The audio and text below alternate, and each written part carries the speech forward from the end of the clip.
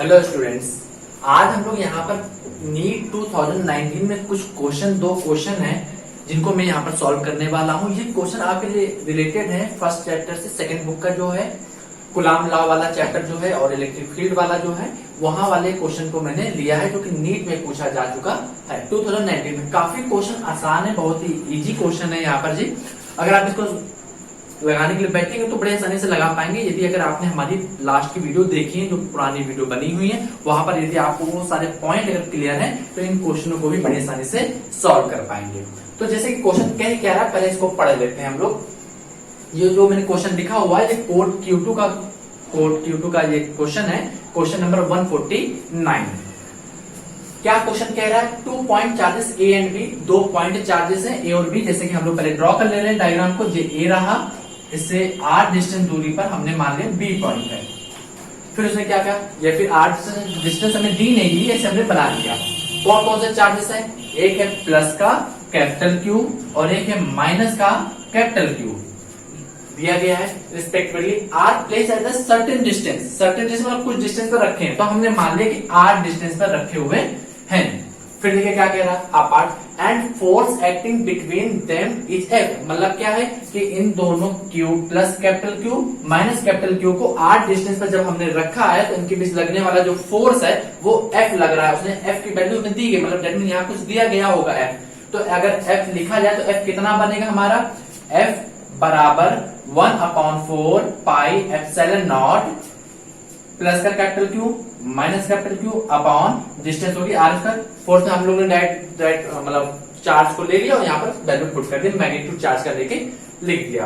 तो हमें ये फोर्स दिया गया है, दैट मीन F की जो वैल्यू है ये हमें पता है, गिवन है।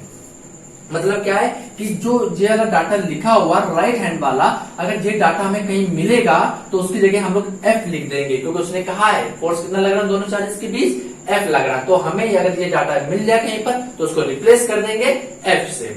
फिर आगे पढ़ते हैं क्या कहा, इफ 20% चार्ज ऑफ A, मतलब कि A का 20% चार्ज इस ट्रांसफर कर दिया गया कहां पर? B के पास। मतलब क्या, अभी ये था हमारा 1Q प्लस का 1Q था, इसका 25% ट्रांसफर कर दो मतलब इससे 25% कम हो गया। और 25% अगर कम हो जाएगा तो हमारे पास कितना चार्ज बचेगा? यहाँ पर नया डायग्राम देखिए, A पॉइंट, तो प्लस का 0.75Q चार्ज बचेगा, क्योंकि पूरी वैल्यू थी 1Q और इससे 25% निकाल दीजिए, 25% मतलब 0.25 निकाल दीजिए, तो बचे कितना? 0.75Q प्लस का।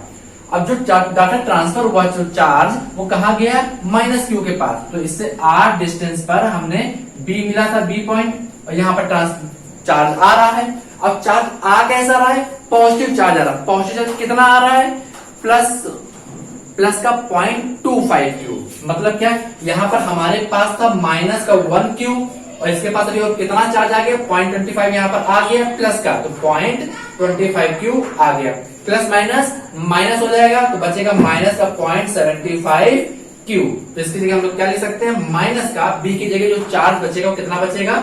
0.75Q चार्ज हमारे पास बचा हुआ है। तो अब हमारा जो नया चार्ज सिस्टम है वो J वाले चार्ज है, प्लस का 0.75Q माइनस का 0.75Q। तो इनके लिए अगर फोर्स देखा जाएगा तो फोर्स क्या आएगा? तो देखते हैं, फॉर न्यू डायग्राम, नए डायग्राम के लिए फोर्स लिखा जाएगा। तो हमने फोर्स मान लिया F डैश फोर्स लगेगा इस नए डायग्राम में। इसके लिए अगर वैल्यू लिखी जाएगी तो 1/4 पाई एप्सिलॉन नॉट, फिर देखिए 1/r, डिस्टेंस तो हमारी उतनी ही रहेगी r, तो r स्क्वायर लिख दिया। अब चार्ज देखिए कौन कौन सा है, तो 0.75Q पहला चार्ज, दूसरा चार्ज हमारा 0.75Q। दो चार्ज लिया थे Q1 Q2, तो ये हो गया हमारा Q1 और वाला हो गया हमारा B वाला Q2। तो दोनों चार्जेस को मैंने यहाँ पर लिख दिया। इसको थोड़ा और सही से लिख लेते हैं। कैसे? देखिए 1/4 pi epsilon not 1/r square. Q को हमने एक साथ लिख लिया, Q और नंबर को फिर एक साथ लिख लिया 0.75 इंटू 0.75। अब हमें इस इक्वेशन को सॉल्व करना है। इससे सॉल्व करने से पहले आप एक चीज देखिए यहाँ पर कि जो हमारा जरा डाटा लिखा हुआ है 1/4 pi epsilon not Q square by R square, ये डाटा हमारा ऊपर भी लिखा हुआ है। मतलब इस डाटे को हम लोग रिप्लेस कर सकते हैं किससे? F से। तो F डैश बराबर क्या हो जाएगा? F इंटू 0.75 लिखा है तो पॉइंट को हटा दीजिए। जब पॉइंट हटाएंगे तो हमारा 75/100 लिखा जा सकता है। इस वाले पॉइंट को हटाइए तो 75/100 लिख सकते हैं हम लोग। अब इस कैलकुलेशन को हम लोग सॉल्व कर लेते हैं। तो चलिए सॉल्व करते हैं।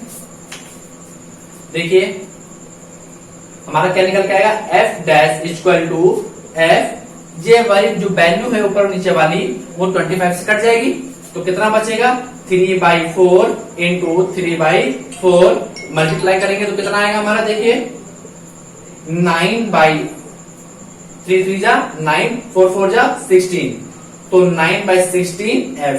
तो नया जो फोर्स हम लोग को मिलेगा, न्यू फोर्स इन नए चार्ज सिस्टम में, तो वो होगा पुराने फोर्स का 9/16 टाइम्स। तो हमारा आंसर क्या होगा, 9/16 f। अगर ये ऑप्शन कहीं अगर होगा तो हमें मिल जाएगा, और ये ऑप्शन हमारा ए नंबर का ऑप्शन उसमें दिया गया, तो टिक कौन सा करेंगे, ए नंबर वाला ऑप्शन। तो उम्मीद करते हैं ये क्वेश्चन देख सकते हैं, काफी आसान क्वेश्चन था। अगर कॉन्सेप्ट क्लियर अगर होते हैं आपको तो बड़े आसानी से लोग इसको सॉल्व कर सकते हैं। तो चलिए अब दूसरा क्वेश्चन देखते हैं, उसको भी सॉल्व करके देखते हैं। चलिए एक नया क्वेश्चन और है जो कि पूछा गया है हमारे नीट 2019 में। क्वेश्चन जो है वो हमारा Q2 कोड का है और क्वेश्चन नंबर है 158। काफी आसान क्वेश्चन है। लास्ट वीडियो में हमने electric field at infinite electric field देखी थी इनफाइनाइट लाइन चार्जेस के कारण किसी डिस्टेंस पर, तो वही कॉन्सेप्ट यहाँ पर क्लियर होगा। उसी के ऊपर जो क्वेश्चन है काफी अच्छा क्वेश्चन है और बहुत आसान क्वेश्चन है। अगर देखा जाए क्वेश्चन क्या कहता है, two parallel infinite line charge with a linear charge density plus lambda and minus lambda are place at a distance of 2r। मतलब क्या है कि दो इनफाइनाइट लाइन चार्जेस हैं, हमने इसको भी यहाँ पर बना लिया, इनफाइनाइट की ऊपर की तरफ भी इनफाइनाइट, कितने डिस्टेंस पर रखे हैं, 2r डिस्टेंस पर रखे हैं। तो हमने यहां से इनके बीच की जो दूरी हो गई, डिस्टेंस होगी, वो 2r होगी। अब देखिए एक रॉड पे जो चार्ज फैला है उसकी डेंसिटी प्लस में दी गई है, दैट मीन इस पे जो चार्ज फैला हुआ है वो पॉजिटिव चार्ज फैला हुआ है। और दूसरे जो लाइन चार्ज है उसकी डेंसिटी आपको कितनी दी गई है, माइनस में, दैट मीन जो दूसरी रॉड है उस पर नेगेटिव चार्ज फैला हुआ है। ठीक है।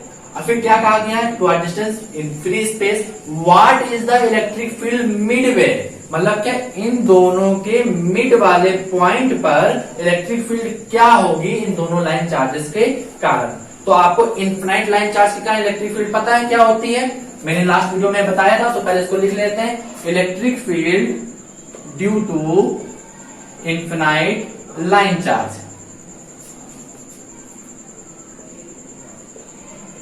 Infinite line charge. Line charge का क्या निकल के आए थे अगर आपको याद हो, तो इलेक्ट्रिक फील्ड E1, मान लीजिए E1 दे रहे हैं इस चार्ज के कारण, equal to 1/4 pi epsilon naught twice lambda upon distance. ये डिस्टेंस देखिए मिडवे का आ गया, मतलब पूरी डिस्टेंस 2r थी, तो यहां से यहां तक की डिस्टेंस r होगी अपॉन r।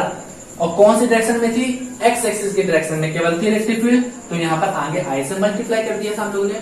तो ये हमारी इलेक्ट्रिक फील्ड निकल के आई थी, अगर आपको याद हो, पॉजिटिव इनफिनाइट लाइन चार्ज के कारण निकला था। अब देखिए एक चीज, जैसा इलेक्ट्रिक फील्ड हमारी पॉजिटिव रॉड बनाएगी वैसे तो इलेक्ट्रिक फील्ड हमारी नेगेटिव चार्ज बनाएगी।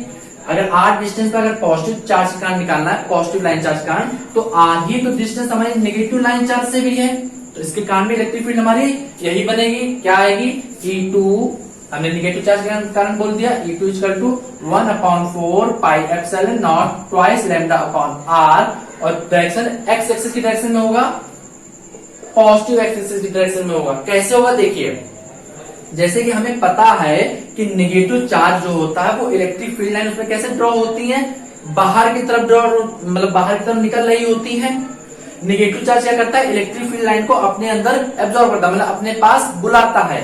मतलब क्या है, जो ये हमारा पॉजिटिव चार्ज है इसके कारण जो इलेक्ट्रिक फील्ड मिलेगी वो उससे बाहर की तरफ जाती हुई होगी, तो ये इलेक्ट्रिक फील्ड रहेगी इधर बाहर की तरफ, इसको हमने कह दिया E1।